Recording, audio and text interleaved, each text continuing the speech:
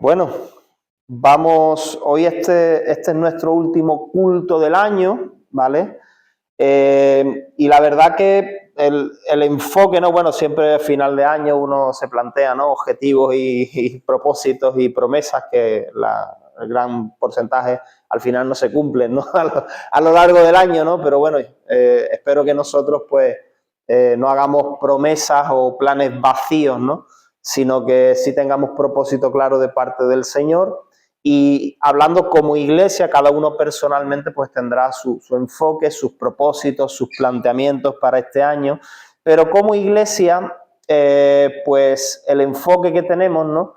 Y es el que estamos planteando justo ahora es, sobre todo, llevar a la práctica los principios, los mandamientos que aprendemos de la palabra de Dios, ¿vale? O sea, una vida cristiana práctica. ¿Por qué? Porque venimos hablando todo el tiempo, de meses atrás, de testimonio, de la misión que tenemos como iglesia, de poder hacer discípulos a otras personas, o sea, de acompañar a otras personas en ese proceso de conocer a Jesús, que eso es discipular, hacer discípulos, pero decíamos que para eso pues es imprescindible, en primer lugar, relación. Si yo no tengo relación con otras personas, no puedo hacer discípulos, ¿no? Porque el discipulado es relacional.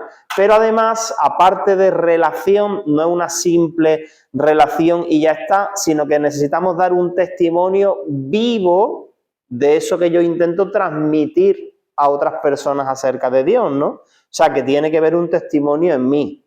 Es decir, que todo el conocimiento que yo pueda tener acerca de Jesús, acerca de Dios, acerca de la palabra de Dios, se tiene que ver, por lo menos un intento, en mi propia vida, ¿vale? Y por eso ahora arrancamos, pero es que vamos a empezar el año así y vamos a enfocarnos este año precisamente en esto, en tener una vida práctica, una vida cristiana que se pueda vivir.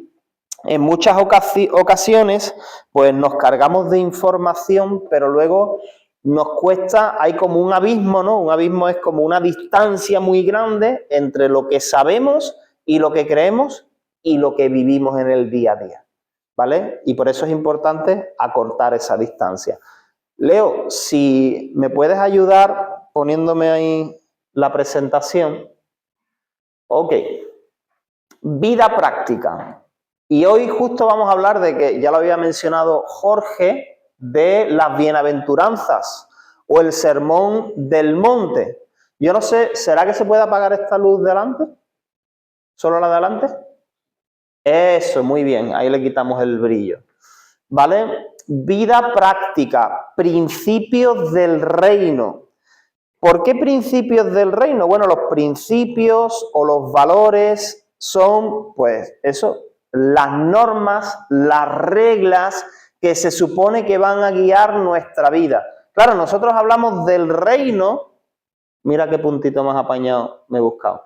Nosotros hablamos de los principios del reino, estamos hablando del reino de Dios, pero el reino de Dios no es algo que está ahí en las nubes o algo que en algún momento vendrá. Se supone que el reino de Dios ya está aquí. Jesús hablaba continuamente de arrepentíos porque el reino de los cielos se ha acercado. O sea, el reino de Dios ya está aquí. ¿Por qué? Porque el reino de Dios se vive en la vida de cada creyente. Esos principios, esos mandamientos, ¿vale? Y por eso, pues hoy vamos a comenzar hablando, la verdad que el sermón del monte no son solamente las bienaventuranzas, y ahí tenemos mucho para sacar, mucho para aplicar en la vida diaria, ¿vale? Y entonces, pues ya decíamos que vamos a ver una serie sobre cómo las enseñanzas de Jesús pueden transformar nuestro día a día. ¿Qué quieres que me ponga allí? O sea, allí y yo. Ahí. Ahí, pero más. Vale. Pues me pongo aquí. Ok, Leo, porfa, ¿puedes darle? Ok. Ya veníamos diciendo en semanas anteriores que el cristianismo, pues, no es o no debería ser simplemente una creencia, ¿no? Una ideología que tenemos, ¿no? Tú sabes que hoy en día están muy de moda las ideologías, o sea, que hay ideologías para dar y regalar, ¿no? Pero la realidad es que muchas personas, pues vamos a meternos todos en el saco, vamos adquiriendo ideologías que luego en la práctica pues no la llevamos, ¿no? No la llevamos a la práctica, que a veces incluso como que son incoherentes, ¿no? Pues yo, es mi deseo, está en mi corazón el no tener el cristianismo simplemente como una ideología, sino como un estilo de vida, es decir, algo que yo pueda vivir, algo que podamos vivir, y eso es lo que Jesús espera de nosotros, ¿vale? Ok, Jesús no vino a darnos una nueva religión. O sea, mira, para religiones ya los griegos, los romanos tenían un montón de religiones, tenían un montón de dioses a los que adorar. Jesús no vino a añadir uno más a la lista, ¿vale? Jesús no vino a eso, sino que Él vino a mostrarnos cómo se vive en el reino de Dios, ¿vale? Nuestra fe se demuestra en acciones del día a día y tienen que ver con cómo tratamos a otros, cómo respondemos al conflicto. Te estoy dando un montón de ideas prácticas, ¿vale? Si yo estoy viviendo conforme a las enseñanzas de Jesús, eso se tiene que ver en esto, en cómo yo trato a otras personas, cómo respondemos al conflicto, porque ¿quién no tiene conflictos en el día a día? ¿No? ¿Tú no tienes conflictos? Con otras personas, contigo mismo, ¿verdad? Pues con los compañeros de trabajo, con el vecino, con la familia. ¿Cómo manejamos el dolor, situaciones dolorosas, pérdidas, pues planes que no salen como nosotros esperamos? ¿Cómo tomamos decisiones? ¿Cómo tomas tus decisiones? ¿A lo primero que te venga a la mente o conociendo, sabiendo qué es lo que a Dios le agrada? Y evidentemente eso afecta a cómo tú tomas decisiones. Oramos, preguntamos a Dios. Hombre, hay decisiones que no hace falta ni preguntar mucho, ¿no? Hay decisiones que uno, conociendo mínimamente la palabra de Dios, pues ya decíamos, ¿no? También hace algunas semanas, el 80 o 90% de las decisiones que tú tienes que tomar entendiendo la voluntad de Dios, la vas a saber leyendo la palabra de Dios, leyendo la Biblia, ¿vale? No vas a necesitar grandes revelaciones, ¿vale? Entonces, ¿cómo tomo decisiones? ¿Cómo uso mis palabras? ¿Mis palabras son para bendecir, son para edificar o son para murmurar, para criticar, para hacer daño? Todo esto tiene que ver con vida práctica, ¿vale? ¿Cómo vivo en casa, en el trabajo, en la calle? ¿Cómo vivo? Vivo de una manera cuando vengo a la iglesia, pero soy otra persona cuando estoy con mis compañeros de trabajo, cuando estoy en la calle con mis vecinos, cuando estoy con mi familia. Oye, quien de verdad me conoce es mi familia, ¿verdad? Mis actitudes, mis prontos y todo eso. Siguiente, Leo.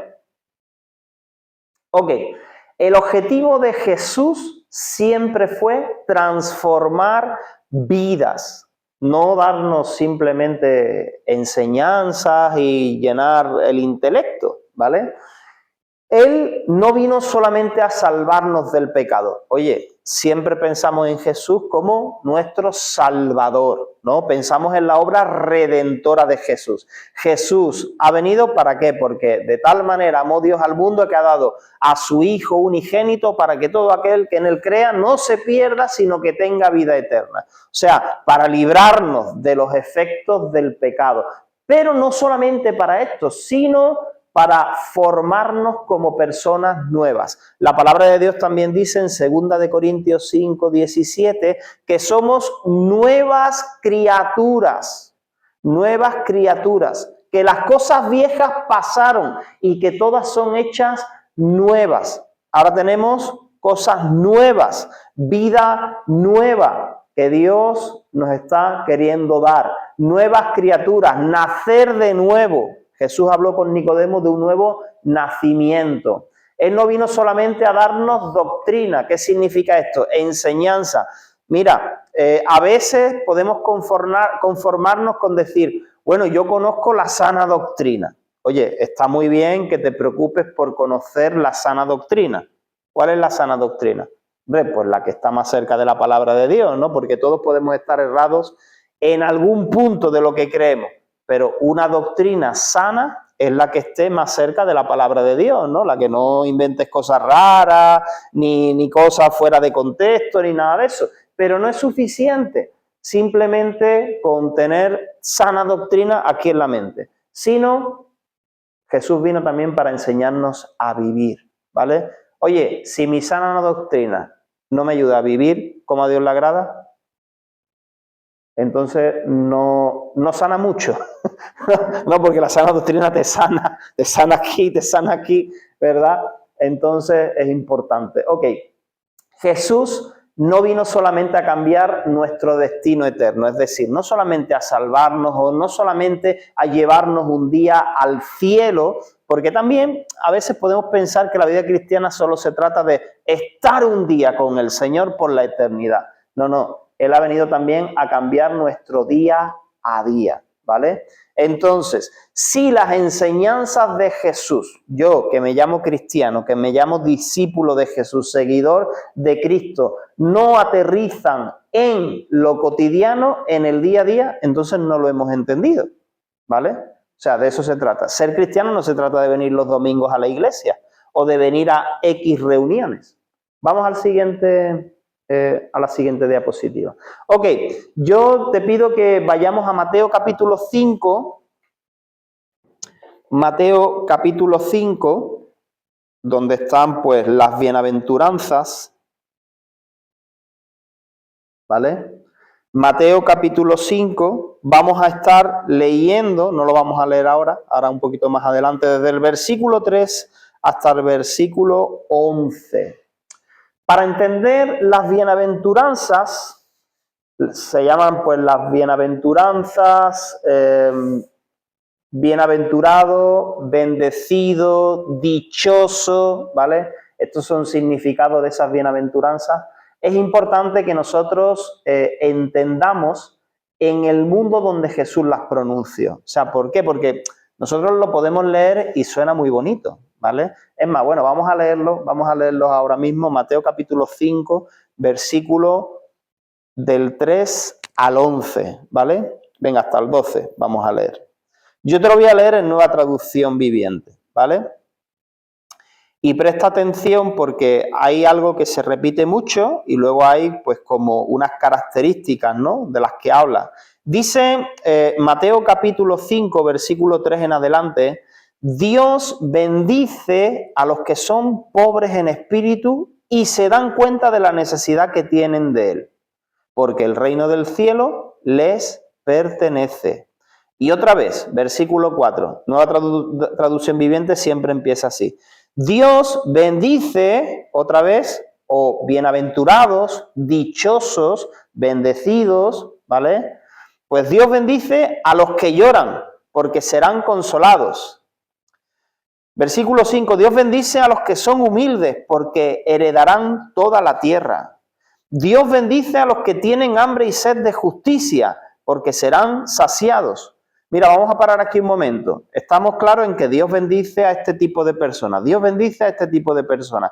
Pero lo que pasa es que lo que vamos leyendo ahí, por ejemplo, los humildes, los que tienen hambre y sed de justicia, los que lloran, pues no sé cómo interpretamos esto. O sea, que si yo me harto llorar, Dios me bendice, ¿no? Que si yo soy muy humilde, porque a veces, ¿cuál es nuestra definición de humildad? ¿No? Porque a veces confundimos pobreza con humildad, ¿no? Que lo hemos hablado muchas veces. Uno puede ser muy pobre y muy orgulloso y no tener nada de humildad, ¿vale? Entonces, por eso quiero que hoy hablemos de esto, ¿vale? Seguimos. Dios bendice, versículo 7, a los compasivos, porque serán tratados con compasión. Dios bendice a los que tienen corazón puro, porque ellos verán a Dios. Dios bendice a los que procuran la paz, porque serán llamados hijos de Dios. Dios bendice a los que son perseguidos por hacer lo correcto, porque el reino de Dios, el reino del cielo les pertenece. Versículo 11, Dios los bendice a ustedes cuando la gente les hace burla y los persigue y miente acerca de ustedes y dice toda clase de cosas malas en su contra, porque son mis seguidores. Alégrense estén contentos porque les espera una gran recompensa en el cielo. Y recuerden que a los antiguos profetas los persiguieron de la misma manera, ¿vale? Eso es lo que consideramos como las bienaventuranzas. Ok, entonces, todo esto que Jesús, pues los versículos anteriores lo que dice es que Jesús subió a un monte y él empezó a enseñar, ¿vale? Y el sermón del monte no son solamente las bienaventuranzas, sino que Jesús está ahí en el monte y enseña y enseña y enseña y llegas casi hasta el capítulo 8 de Mateo, ¿vale? Y ahí hay enseñanza para sacar, enseñanza práctica. Ok. Ahora, es importante situarnos en el mundo, es decir, en el contexto donde Jesús habló acerca de esto. Porque a nosotros nos suena como poesía, ¿no? Además que se repite y Dios bendice, ¿no? Parece ahí casi una canción. Podría sacar hasta una canción con eso, ¿vale? Pues no son solamente frases bonitas, aunque suenan muy bonitas y muy poéticas, sino que son la descripción de la vida que nace cuando Jesús gobierna el corazón. Es decir, que tiene que ver con una vida transformada por Dios. Dios obrando en nosotros, porque son cualidades muy bonitas, pero la verdad que no son tan comunes en el género humano. Es decir, que en mi humanidad pecaminosa, la verdad que no están la mayoría de estas virtudes, ¿no? ¿Por qué? Porque uno tiende ¿a qué? Al egoísmo, a la competencia, al orgullo. Eso es lo que hay en el corazón humano normalmente, ¿vale? Y estos son virtudes que no es que por naturaleza, porque yo tengo todas estas virtudes, ¿ok? Ahora, mira qué curioso. Jesús, el nuevo Moisés. ¿Por qué decimos esto? Porque tú sabes que Moisés subió al monte Sinaí para recibir la ley. Eso es lo que la gente de ese tiempo tenía en mente. ¿Qué era lo que seguía la gente de aquel tiempo donde está hablando Jesús? La ley de Moisés, ¿no? Los mandamientos que Dios había dado a Moisés en un monte. Entonces Jesús sube a un monte para dar la interpretación definitiva de la ley, revelando su verdadero corazón. No para cambiar la ley, no para inventar una nueva ley, sino para dar la interpretación profunda y correcta de esa ley. Un mensaje que va al corazón. Como ya estamos diciendo, Jesús no anula, no viene a quitar la ley. Jesús mismo lo dijo. Dice, yo no he venido a anular la ley, ¿vale? Sino que apunta más allá de lo externo. Es verdad que en este contexto donde está hablando Jesús, toda la ley estaba muy interpretada hacia cosas externas, hacia rituales, hacia, no sé, conductas externas, pero no apuntaba mucho al corazón. Sin embargo, Jesús, al hablar, está apuntando hacia las motivaciones internas del corazón. Siguiente, Leo. ¿En qué contexto está hablando Jesús? Pues mira, está hablando en un contexto, en un mundo que está sediento de palabra auténtica, o sea, de palabra que tenga coherencia, de palabra que no sea vacía, de que no sea mera religiosidad, de una serie de rituales, sino que el mundo en el que está hablando Jesús, de alguna manera está esperando ver que lo que se dice es lo que se vive, que no hay una hipocresía, que no hay un doblez. Entonces, mira, era un tiempo donde había una religiosidad vacía. ¿Por qué? Porque los fariseos, un montón de reglas externas y cargas pesadas que ponían sobre las personas, pero luego su corazón, pues, ¿qué te voy a decir? No vamos a meternos en este tema porque ya hemos hablado 1000 veces de los fariseos. Los saduceos planteaban la religión mezclada con el poder político. ¿Por qué? Porque eran gente pues de alto standing, que ocupaban puestos de mucha autoridad, del sacerdocio, ¿vale? Pues eso era lo que transmitían los saduceos. Y el pueblo en general, o sea, todos los demás, los que estaban por abajo, ¿vale? Los pobres, bueno, que la verdad que había bastante gente con necesidad, pues era un pueblo que vivía bajo culpa, bajo temor y bajo legalismo. ¿Por qué? Porque era como Dios es algo inalcanzable. Prácticamente solamente estos y estos son los que están cerca de Dios. El resto ni de lejos, ni de lejos. Y además seguramente hay maldición sobre nuestras vidas. Y encima no tengo recursos, no tengo la manera de salir de mi situación. Si estás enfermo, si eres pobre, es porque algo habrás hecho tú o tus padres, ¿vale? Te lo mereces. Eso es porque eres impuro, porque eres pecador. Nosotros que estamos arriba, no. Pues eso era el contexto, ¿vale? También a nivel político, pues la ocupación romana y una injusticia social tremenda, ¿vale?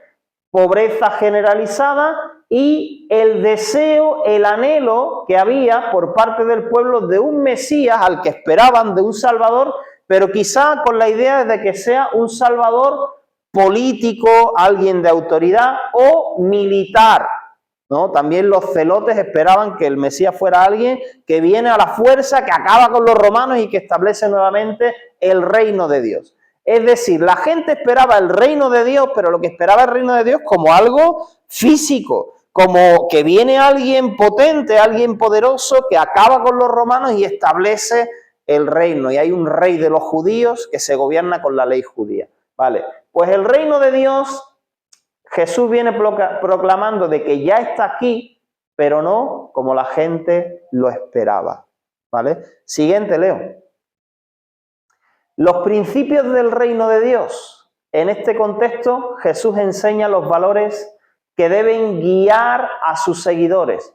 Y estos principios, estos valores, o sea, todas las enseñanzas de Jesús deben ser valores. Cuando hablamos de los valores que guían mi vida, pues son las normas por las que yo me conduzco en la vida. Esos valores eran, en primer lugar, contraculturales. ¿Por qué? Porque eran totalmente opuestos a la lógica del mundo y a lo que se vivía en aquel tiempo. Entonces desafiaban la cultura del momento, sobre todo cuando Jesús se relaciona pues con gente pecadora, con pobres, con leprosos, con prostitutas, con publicanos. Eso era totalmente contracultural, porque los religiosos de aquel tiempo lo que hacían era rechazar.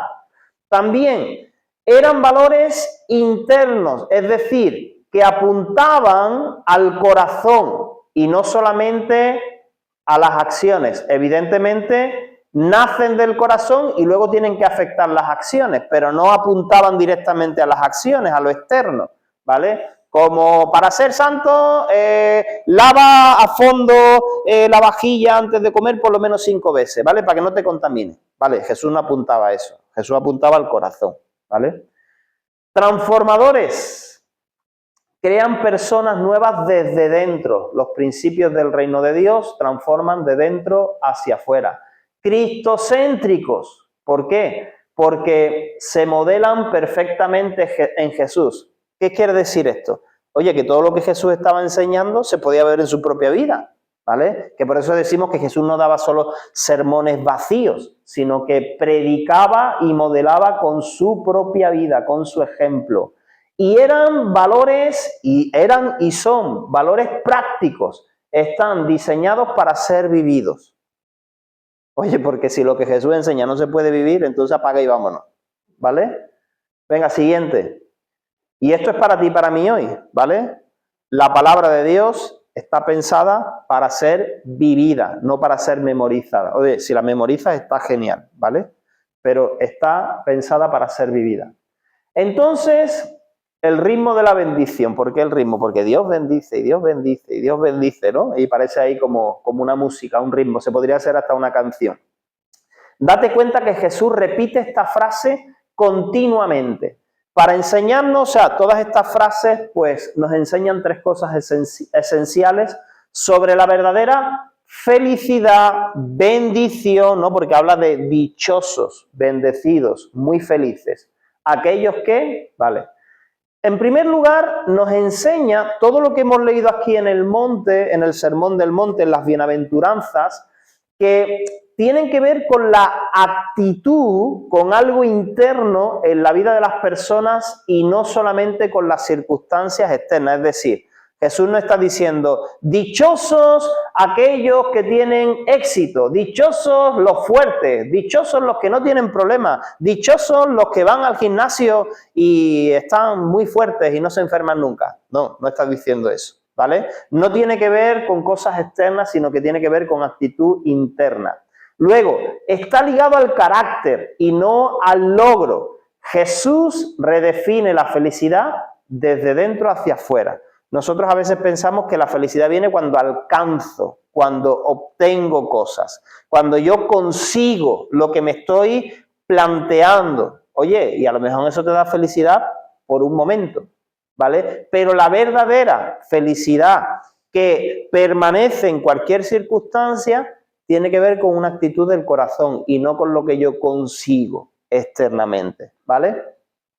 Y por supuesto, todo lo que está hablando Jesús tiene que ver con un fruto del Espíritu y no con una meta que se consigue con fuerza humana, sino que tiene que ver con una vida rendida a Dios, porque estamos hablando que son virtudes que por naturaleza, humildad, mira, es que yo soy tan humilde. Esto siempre uno de mis pastores decía, la humildad es una de esas cualidades que en el momento que se nombra desaparece. Es decir, si tú dices, mira, yo es que soy muy humilde, pues ya no eres humilde. Porque no tiene sentido que tú digas, estoy orgulloso de lo humilde que soy. Pues no tiene que ver con eso la humildad, ¿vale? Siguiente, Leo. Ok, y ahora vamos a dar un repasito así rápido por cada una de estas bienaventuranzas. Mira, hemos leído, los pobres en espíritu. Dios bendice a los que son pobres en espíritu y se dan cuenta de la necesidad que tienen de Él, porque el reino de Dios, el reino del cielo les pertenece. Oye, ¿qué es eso de ser pobre en espíritu? ¿Vale? Pues no tiene que ver con pobreza, con ser austero, ¿no? No tiene que ver con eso. Tiene que ver con dependencia total de Dios. Y siempre, mira, vamos a comparar cada una de estas bienaventuranzas con el ejemplo de Jesús. ¿Cómo muestra Jesús esta actitud de pobre en espíritu? Porque dependía totalmente del Padre. Por ejemplo, Juan 5:3. No puedo yo hacer nada por mí mismo.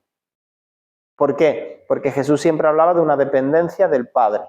Jesús también nos enseña en Juan que separados de mí nada podéis hacer. Nosotros también, llevado a la práctica, reconocer que yo no puedo hacer nada solo en mis propias fuerzas. Y tú dices, no, yo sí puedo hacer muchas cosas en mis propias fuerzas. Sí, pero estamos hablando de un estilo de vida de dependencia con Dios, ¿vale? Estamos hablando de una vida que estás queriendo vivirla contando con el Señor. O vas a decir, no, yo hago todo en mi fuerza y cuando ya no pueda y le pido ayuda a Dios. No, vivimos una vida de dependencia con Dios. Orar antes de actuar, eso habla de pobre en espíritu, de dependencia de Dios. ¿Por qué? Porque yo estoy siempre contando con el Señor. Pedir ayuda, ya no solamente a Dios, sino a las personas que tengo alrededor, sin tener vergüenza. No siendo un sinvergüenza, no. Sin separado, ¿vale? Sin vergüenza juntos es otra cosa, ¿vale? Pero sin vergüenza separado, ahí. Sin tener vergüenza, ¿vale? Y quizá una frase que puede resumir esto es: Dios, sin ti no puedo, ¿vale? Esto es algo que tú puedes orar cada mañana, Señor, y esto no es con un ánimo de victimismo, ¿no? De derrotismo, sino, Señor, que yo reconozco que te necesito cada día, yo te necesito, porque si estoy de pie es por ti, si tengo salud es por ti, si tengo trabajo es por ti, Señor, porque tú me estás sosteniendo con tu gracia. Es una manera de reconocer a Dios todo el tiempo. Ok, ahora, los que lloran, Dios bendice a los que lloran. Decíamos, bueno, ¿y esto de llorar qué pasa? ¿Que hay que llorar mucho para que Dios me bendiga? Pues mira, Dios bendice a los que lloran porque serán consolados. El ejemplo de Jesús, ¿vale? Siempre vamos a mirar a Jesús, esto es muy importante. Jesús, ¿por qué lloró? La Biblia habla de que Jesús lloró, ¿no? Pues mira, lloró por algunas cosas. Lloró por el pecado y lloró también porque él sufría. ¿Tú sabes que a él le dolían algunas cosas? Ejemplo, lloró por la muerte de su amigo Lázaro. O sea, se compungió, aunque él pues sabía, ¿no? que podía resucitarlo, pero el momento, como tú y como yo, cuando sufres una pérdida, ¿no? Él sintió ese dolor y manifestó ese dolor o esa tristeza llorando. Pero también lloró por Jerusalén. Se dolió por la actitud de Jerusalén, es decir, de los habitantes de Jerusalén. Se dolió por el pecado de Jerusalén. Se dolió por la incredulidad. Se dolió por la resistencia, ¿vale? Y esto está hablando de tener un corazón sensible, que se duele con el pecado. que se duele, oye, me duele, ¿no? Que hay personas pues que rechazan a Dios. Me duele que hay personas que no conocen a Dios. Me duele, oye, que hay personas que su vida va requete mal y yo sé que Dios podría intervenir en su vida, pero parece que no le están dando lugar a Dios. ¿Cómo practico esto? Pues en primer lugar, no endureciendo mi corazón, ¿verdad? Si tengo un corazón duro, un corazón insensible, un corazón que ni fu ni fa, pues evidentemente no me voy a doler o no voy a ser sensible a lo que Dios está pidiéndome que sea sensible. Si yo acompaño a otros en su dolor, eso me va a llevar a condolerme, ¿vale? O sea, la Biblia también habla dentro del cuerpo de Cristo, dentro de la iglesia, que suframos con el que sufre, ¿vale? A tener compasión, a tener, pues, eso, sensibilidad. Ser sensible también a la injusticia. Oye, a tu alrededor, ¿tú qué ves? Jorge preguntaba, ¿qué ves a tu alrededor? ¿Tú no ves injusticia? Y cuando ves esa injusticia, ¿qué te produce? Rabia, coraje, o te lleva a querer hacer algo también. Oye, si yo puedo hacer algo para contrarrestar esa injusticia, pues mira, Dios transforma mi dolor en consuelo, ¿vale? Siguiente, Leo. Los humildes o mansos. Dios bendice a los que son humildes porque heredarán toda la tierra. Jesús mismo dice que era manso y humilde de corazón. Él lo dice, ¿verdad? Mateo 11:29. Aprended de mí que soy manso, humilde de corazón, enseñable. Una persona, pues eso, que no está ahí siempre bravucona, ¿no? Chao, Tati, que te vaya bien. Tati se va al trabajo. No responder con agresividad, cosas prácticas, ¿vale? Ser enseñable. ¿Qué significa ser enseñable? Oye, que cuando alguien te dice algo, o te corrige, o te propone, no pensar que tú ya tienes la razón, que no hace falta escuchar nada porque tú sabes más. Oye, ser una persona que escucha, tratar a otros con suavidad, con amabilidad, eso tiene que ver con mansedumbre y humildad. No necesito imponerme para tener valor. A veces resulta que queremos estar por encima de las personas consciente o inconscientemente porque tenemos miedo a, no sé, a ser desvalorizados, ¿no? Hambre y sed de justicia. Dios bendice a los que tienen hambre y sed de justicia porque serán saciados. ¿Eso cómo se come? ¿Eso qué significa? ¿Cómo se come porque tiene hambre, no? No. ¿Eso qué significa? Mira, Jesús deseaba la voluntad del Padre sobre todo. Él dice en un momento que era cuando estaba ahí pues la mujer samaritana, ¿no? Y vienen sus discípulos y dice, oye, Jesús, ¿no quieres pan? Dice, mira, es que yo tengo una comida que vosotros no sabéis. Mi comida es hacer la voluntad del que me envió. Es decir, llevar a cabo, practicar, obedecer a Dios, eso me alimenta, ¿vale? Por eso habla de hambre y sed de justicia. Justicia tiene que ver con aquello que a Dios le agrada, con aquello que Dios espera. No justicia de ajusticiar a alguien, de castigar o de encarcelar a alguien, ¿vale? Buscar la santidad. ¿Cómo puedo practicar esto? Busca la santidad, rechazar una doble vida, hipocresía, desear aquello que Dios desea. Y tú dices, ¿yo cómo sé qué es lo que Dios desea? Pues lo vemos en la palabra de Dios, ¿no? ¿Qué es lo que a Dios le agrada y qué es lo que a Dios no le agrada? Pues venga, pues tener hambre y sed de justicia es, Señor, yo quiero buscar y desear aquellas cosas que tú deseas y buscas. Y yo quiero rechazar aquellas cosas que tú rechazas, ¿vale? Quiero lo que Dios quiere. Siguiente. Los compasivos. Dios bendice a los compasivos porque serán tratados con compasión. Jesús mostró misericordia constantemente, sanó movido por compasión, no vamos a leer los versículos, él incluso perdonó aún estando en la cruz. Padre, perdónalos porque no saben lo que hacen. Si eso no es compasión, imagínate. ¿Cómo lo llevo a la práctica? Perdonar rápido, porque no ser compasivo es, no, este me ha hecho daño, ahora me la paga, ¿no? O bueno, te voy a perdonar, pero ya veré si el año que viene, ¿no? Como no queda mucho, no.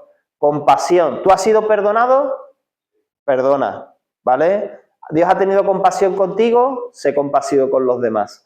Ayudar sin esperar nada a cambio, tratar a otros como Dios me trató a mí. Doy gracia porque recibí gracia, favor inmerecido, ¿no? Estas personas que no se lo merecen, y yo me lo merecía, el perdón de Dios, y yo me merecía el amor de Dios, si Él me amó siendo yo pecador, no.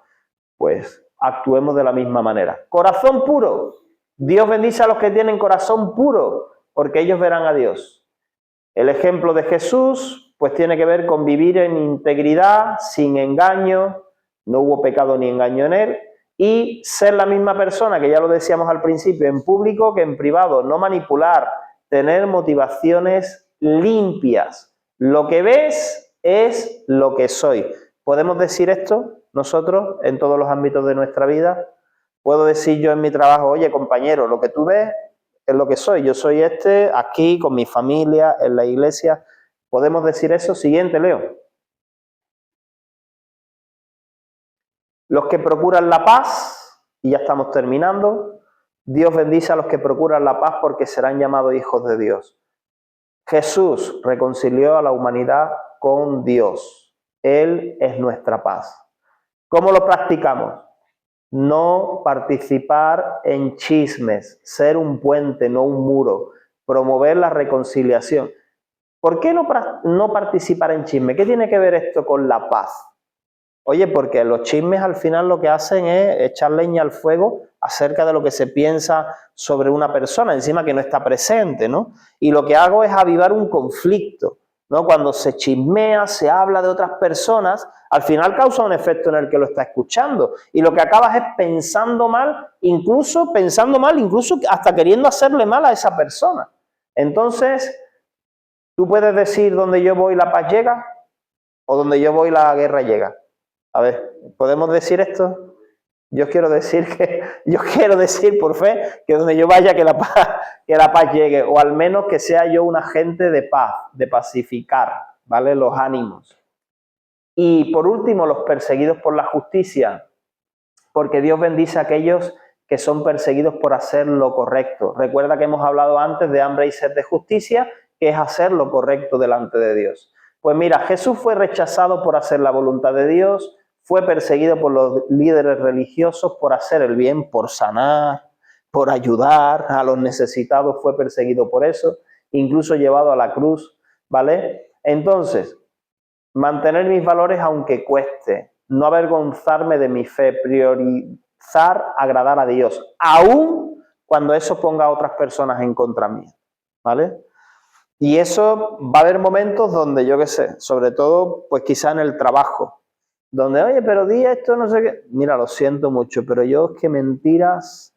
Mira que no sé. Mira, yo lo siento mucho, pero yo ese tipo de conversaciones a mí no me agradan, no me gustan. Prefiero agradar a Dios antes que a las personas. Siguiente, Leo. Entonces, estas bienaventuranzas nos dan una nueva perspectiva para la vida diaria. Las bienaventuranzas, como ya hemos dicho, no son un ideal lejano, sino una invitación a ver el mundo y a nosotros mismos desde la perspectiva de Dios. Y la pregunta no es solo qué significa, o sea, que hoy hemos explicado un poquito qué significan, sino cómo vamos a vivirlas, ¿vale? Entonces, yo te diría que es hora de bajar del monte, ¿no? Porque Jesús habló esto en un monte y a nosotros nos gusta estar en el monte. Oh, Señor, aquí en el monte contigo, hagamos una enramada. Pero es importante llevar el reino, que son esta serie de principios, a nuestro mundo, a nuestro día a día. Dale, Leo. Siguiente. Preguntas para reflexión, ¿vale? Terminamos con esto. Esto te lo voy a enviar. Mira, después, dentro de un rato o mañana, te voy a enviar un vídeo resumen de la prédica. Te voy a enviar unas preguntas de reflexión, te la voy a enviar por el grupo de WhatsApp. Y voy a intentar hacer esto en cada prédica, ¿vale? Con una secretaria que he contratado, que su nombre empieza por I y termina por A, ¿vale? Y la verdad que trabaja muy bien y me está ayudando a hacer todas estas cosillas. Entonces, pero ahí ya, y aparte que se suba la prédica, ahí ya, si tú, o sea, ya si no lo miras es porque no quieres, O sea, porque te lo estamos dando ahí masticado, ¿no? O sea, si tú no has podido estar en la prédica o lo que sea, vas a tener recursos para enterarte muy bien de lo que se ha hablado aquí, de lo que se está enseñando acerca de la palabra de Dios, ¿vale? Entonces, ¿qué bienaventuranza describe mejor mi estado actual? ¿Con cuál de esas, vamos a decir, te identificas más diciendo, uy, aquí estoy yo quizá un poco más fuerte? Pero también, ¿cuál me cuesta más? A ver, venga, así, a bote pronto. De todas las que hemos dicho, ¿cuál pensáis que es la que más cuesta? Así, ¿no? ¿Cuál veis como, eso está difícil? Yo creo que todas tienen su complejidad, ¿no? Porque al final también no se trata de un esfuerzo humano, se trata de la obra de Dios en nosotros. Pero ¿cuál pensáis que es más difícil vivir? No todo el mundo está dispuesto, bueno, tener como un ideal de vida, de vivir la vida ahí muy bien, ¿no? Y sentirme que soy una buena persona, pero cuando ya tengo problemas con otros por causa de mis ideales, eso está difícil, está complicado, ¿no? Mientras no me cause problemas, soy cristiano, pero cuando ya me persiguen, soy cristiano encubierto, ¿vale? Soy cristiano de la secreta, ¿no? Para que no... Está difícil. ¿Qué actitud del reino necesito pedir al Espíritu Santo que desarrolle en mí esta semana? De esas bienaventuranzas, de esos principios. ¿Cómo cambiaría mi vida, mis relaciones y mis decisiones si viera esa actitud durante solo 7 días? Si viviera, perdón. ¿Quién en mi vida necesita ver a Cristo en mí a través de una de esas actitudes? Nos ponemos de pie.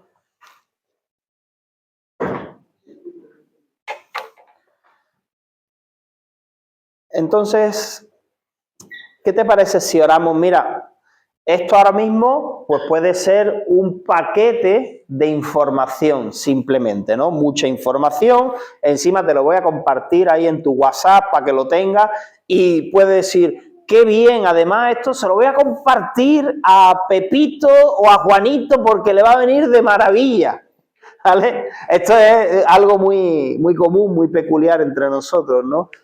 Esto se lo voy a enviar yo a tal persona que le va a venir muy bien, muy bien, muy bien, porque son cosas muy prácticas. Error, bueno, que está bien, que puedes compartirlo con alguien más, pero no va a servir si no puedo vivirlo, si no puedo llevarlo a la práctica, ¿vale? Quiero animarte, quiero, pues, no solamente animarte, incentivarte a que realmente tomemos en serio el poder vivir la palabra de Dios, a que acortemos esa distancia que hay, ¿no? Como un abismo entre lo que sabemos y lo que vivimos. Entonces, vamos a orar pidiendo a Dios que el Señor nos ayude. Reconocemos que es una obra que el Espíritu Santo hace en nosotros, pero ¿sabes qué? Que el Espíritu Santo no te coge por los pelos y te arrastra. No. El Espíritu Santo no es que te meta aquí en la costilla, ¿no? El Espíritu Santo viene y habla a tu corazón, habla a tu mente. Y tú decides si vas a obedecer, si oyeres hoy su voz, no endurezcáis vuestros corazones. Amén. Padre, en el nombre de Jesús, Señor, te damos gracias. Gracias por tu palabra, gracias por tus enseñanzas, Jesús. Gracias porque pensaste, Señor, en principios prácticos que podemos vivir. Señor, ahora es un reto, es un desafío llevarlos a la práctica, que pasemos de ideas cristianas a vidas cristianas, Señor, que podamos vivir con estos principios en nuestra vida día a día, Señor. Ayúdanos con tu Espíritu Santo. Espíritu Santo, ven hablando a nuestras vidas, ven recordando, Señor, cada palabra, cada principio, cada norma, Señor, y ve tocando nuestros corazones, sobre todo cuando nos encontremos en situaciones, Señor, que hacen alusión a cualquiera de estas bienaventuranzas, Señor. Ayúdanos a vivir conforme a tu voluntad. Te necesitamos, Señor. Haz tu obra en nosotros. Bendecimos, Señor, a nuestros hermanos, Señor, a todas las peticiones, Señor, que hemos planteado hoy aquí, Señor. Nos acordamos de ellos, Señor, y te pedimos que tú obres. En el nombre de Jesús. Amén. Amén.